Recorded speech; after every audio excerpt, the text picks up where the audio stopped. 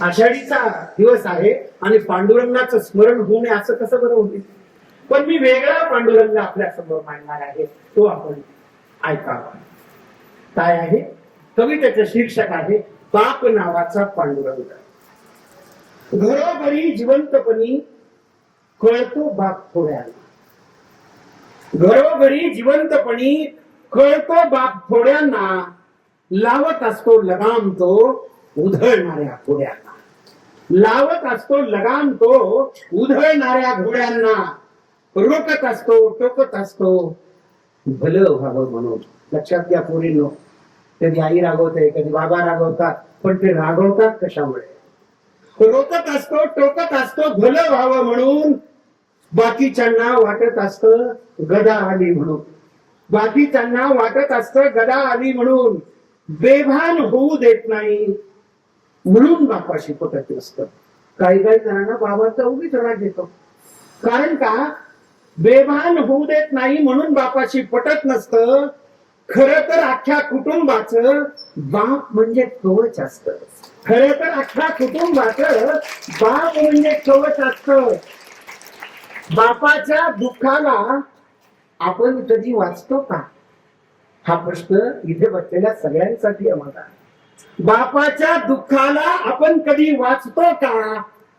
आसव रोखून धरतो म्हणून बाप दगड असतो का? आसव रोखून धरतो म्हणून बाप दगड असतो का? ओबड दोबड काळा सावळा कष्ट उपसून थकले बाप कोण असतो? ओबड दोबड काळा सावळा कष्ट उपसून थकलेला घराघरातला पांडुरंग कमरेत थोडा वाटलेला.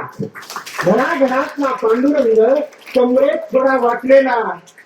ना कौतुकाचा अभिषेक ना प्रेमाचा अभंग. त्याच कधी कुणी कौतुकही करीत नाही. त्याच्यासाठी प्रेमाचे शब्दही कुणी दोन बोलत नाही.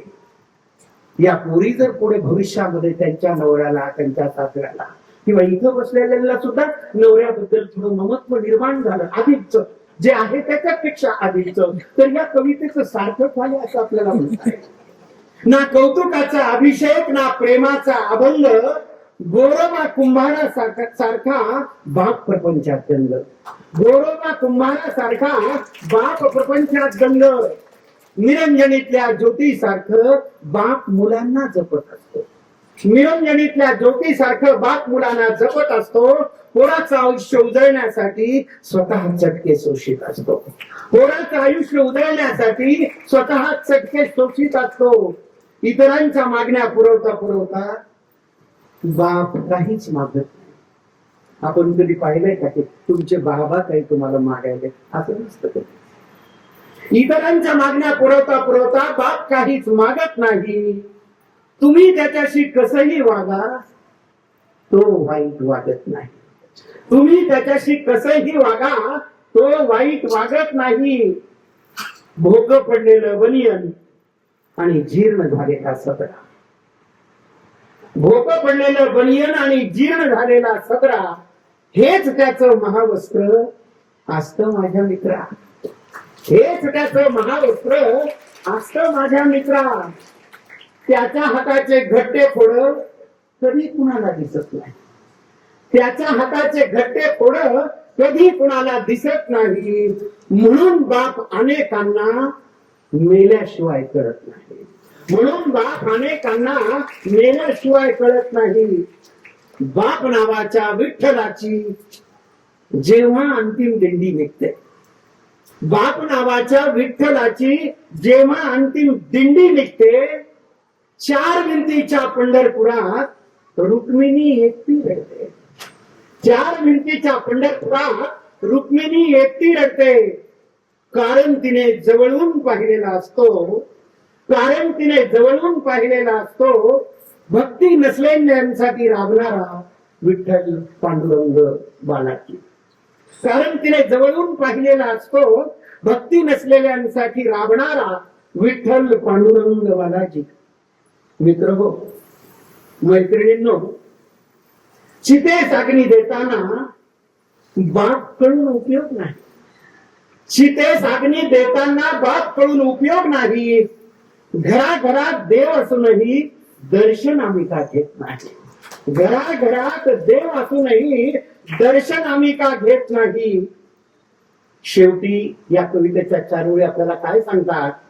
दर्शन म्हणजे नसतं फक्त पायावर डोकं ठेवणं. दर्शन म्हणजे नसतं फक्त पायावर डोकं ठेवणं. बापाकडे पाहत पाहत बापासारखं होणं. बापाकडे पाहत पाहत बापासारखं होणं. आज आपण मला आपल्या शाळेमध्ये बोलावलं त्याबद्दल राजेशभाई मेहता, कापड मॅडम, सर्व स्टाफ, सर्व विद्यार्थी मी आपल्या सर्वांचे ऋण व्यक्त करतो आणि माझ्या वाणीला विराम देतो. धन्यवाद. कवितेतले शब्द, आशय जर काळजाला भिडत असेल तर लाईक करा, शेअर करा आणि आमच्या हासू आणि आसू या चॅनलला सबस्क्राईब करा. धन्यवाद.